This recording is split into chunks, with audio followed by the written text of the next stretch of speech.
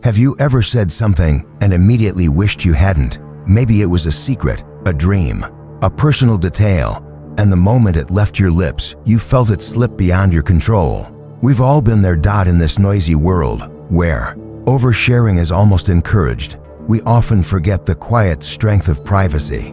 But the Stoics didn't. To the Stoics, not everything needed to be displayed.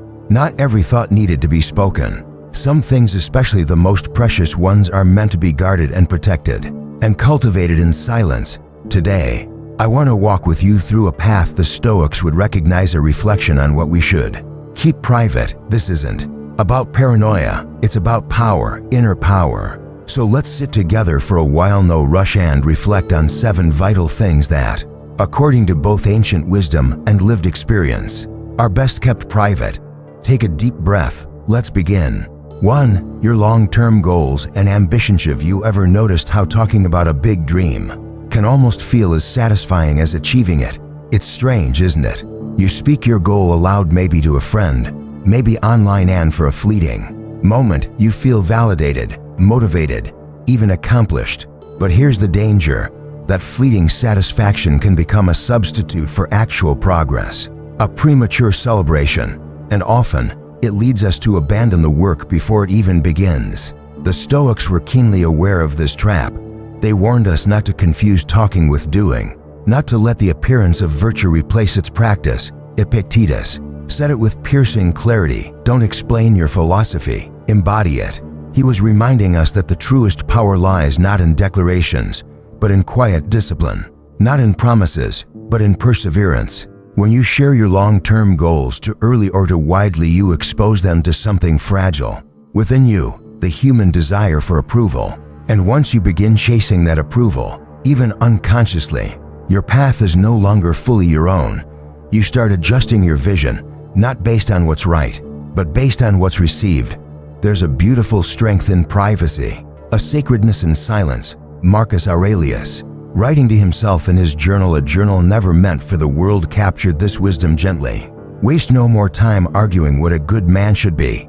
Be one. It's not about hiding your dreams because they're weak. It's about protecting them because they're sacred. When a sculptor begins with a block of marble, he doesn't shout to the town what he plans to create. He carves in solitude. He works patiently. He waits until form emerges from the stone, then lets the world see. Your ambitions are no different. They need time to mature, time to be shaped by effort, failure, learning, and quiet persistence. And let's be honest, some dreams are too delicate to be held up to the world's cynicism too soon. Have you ever shared a dream and been met with doubt, sarcasm, or blank stares? It hurts, doesn't it? It makes you question yourself, not because your dream was wrong, but because it was shared before it had roots. That's why you must build in silence, not because the world is your enemy, but because you are still becoming. Let your actions speak. Let your consistency become your announcement. When you walk steadily towards something without shouting about it, you cultivate both humility and power. And when the time is right, when the roots are deep and the vision has become reality, then you won't need to say a word. Your life will speak for you. So keep your goals close, not hidden, but guarded. Like a flame in the wind, tend to it, feed it, protect it from noise, until it becomes strong enough to light the way. Not just for you, but for others too. That is the Stoic way. To your personal struggles and pain, let's talk about something delicate, something heavy. Pain. We all carry it, don't we? Quietly, invisibly, beneath the surface. Struggles that few see. Wounds we smile through, private battles fought behind closed doors, and yet we live in a world that constantly invites us to expose it, to speak it, to post it, to turn it into a narrative. Now, don't misunderstand me. There's nothing wrong with asking for help. Vulnerability is not weakness, it's strength. But the Stoics offered us a subtle, powerful insight that not all suffering needs to be shared publicly. That sometimes privacy is not isolation, but sacred space for healing. Seneca wrote, "A wise man is content with himself." He wasn't suggesting we cut ourselves off from others. He was pointing toward an inner strength or resilience that doesn't depend on constant validation. When we rush to share our struggles before we've understood them, we risk something precious: clarity. Instead of learning from the pain, we narrate it. Instead of transforming it, we perform it.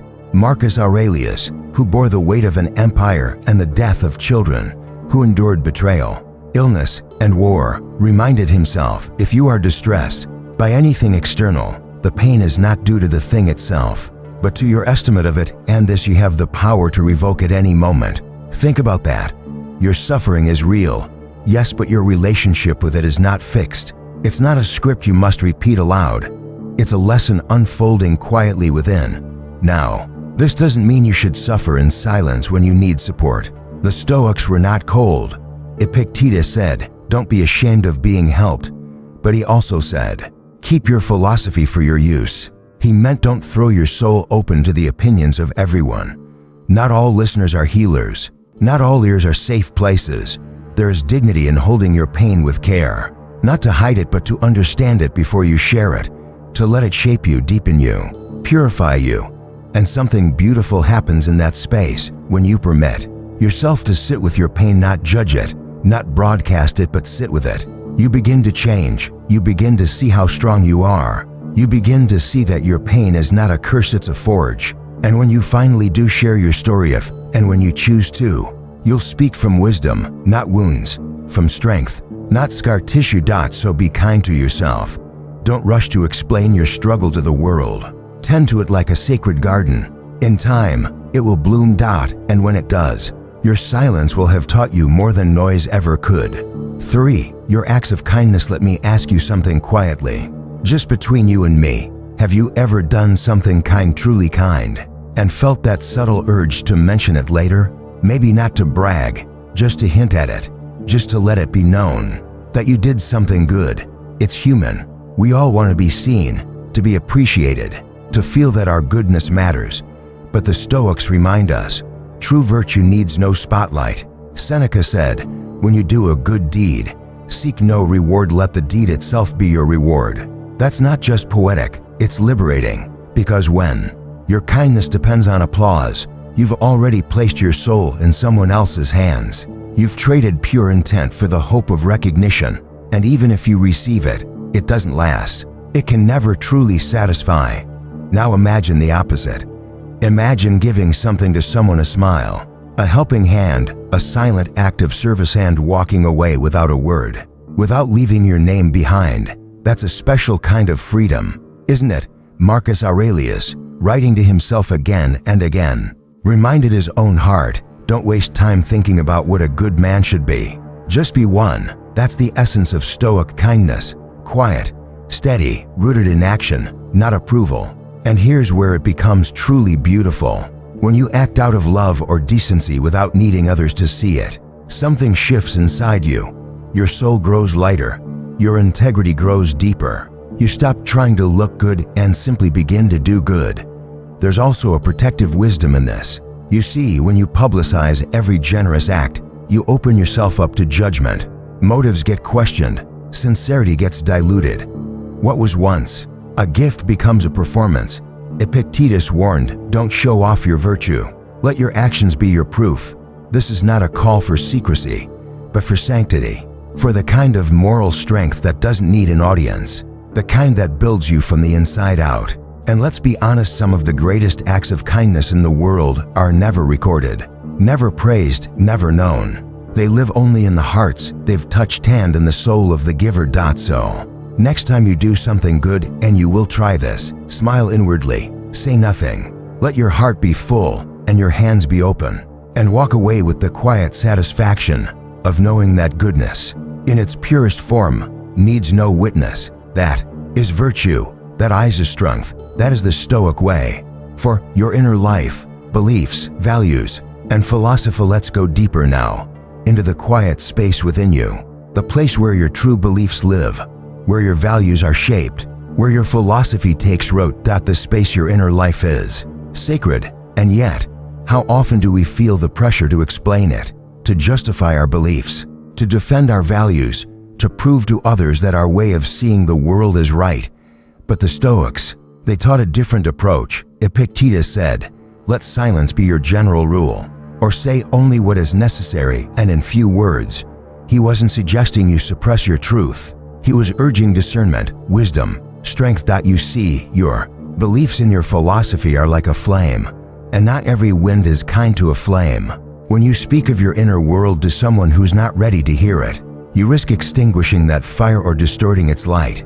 Marcus Aurelius put it this way: the opinion of 10,000 men is of no value. If none of them knows anything about the subject, your values don't become more true just because others agree with them, or less true because they don't. They are yours, personal, intimate, lived. Philosophy, at its core, is not a debate. It's a way of being.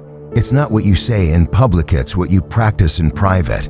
It's the courage to do what's right when no one is watching, the strength to be gentle, the wisdom to be still, and so, sometimes, the most powerful thing you can do is keep your beliefs to yourself, not to hide them but to honor them, to let them shape your actions instead of your arguments, to let them glow from within, instead of burning out in the noise of misunderstanding.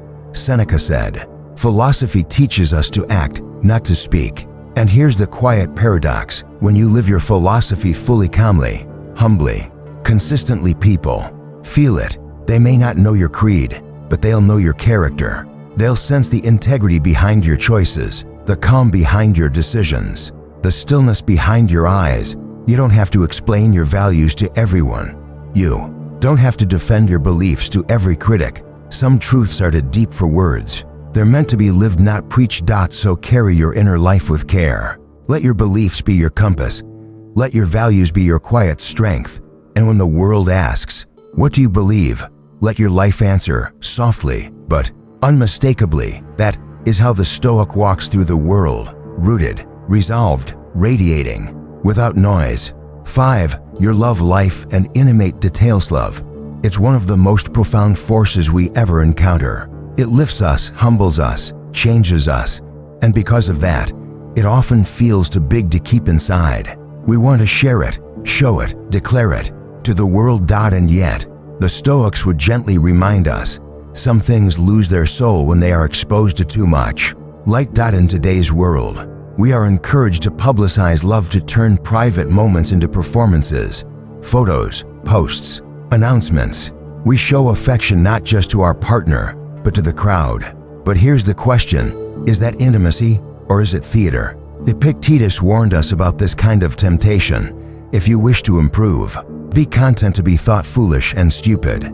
In other words, let the world misunderstand your silence, if it means preserving what's sacred. Not everyone needs to know the depth of your connection. Not every moment of love needs to be displayed.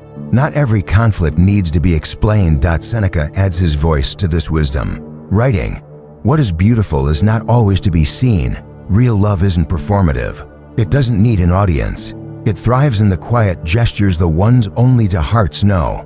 A glance across the room, a gentle touch, the shared silence that says more than words ever could." When you share too much of your relationship with the outside world, especially the intimate details, the struggles, the sacred moments, you invite forces that don't belong: judgment, comparison, intrusion, and worse. You risk turning love into something you manage rather than something you live. Marcus Aurelius reminds us, the happiness of your life depends upon the quality of your thoughts, and your relationship, too, depends not on public validation, but on private quality, on how you treat each other when no one is watching. A healthy relationship is like a garden. It needs tending, nurturing, quiet time out of the spotlight. And just as too much exposure to sun can scorch a delicate plant, too much exposure to the world can dry out the depth of intimacy. There's great power in preserving a space that is just for two. So the next time you feel the urge to prove your love to the world, pause. Ask yourself, who is this for? And what am I risking by sharing this moment? Let love be a sanctuary. Let your connection grow in peace, not performance. You don't need to post every hug or share every argument. You don't need applause to know your love is real. Keep something for yourselves. Let it be raw.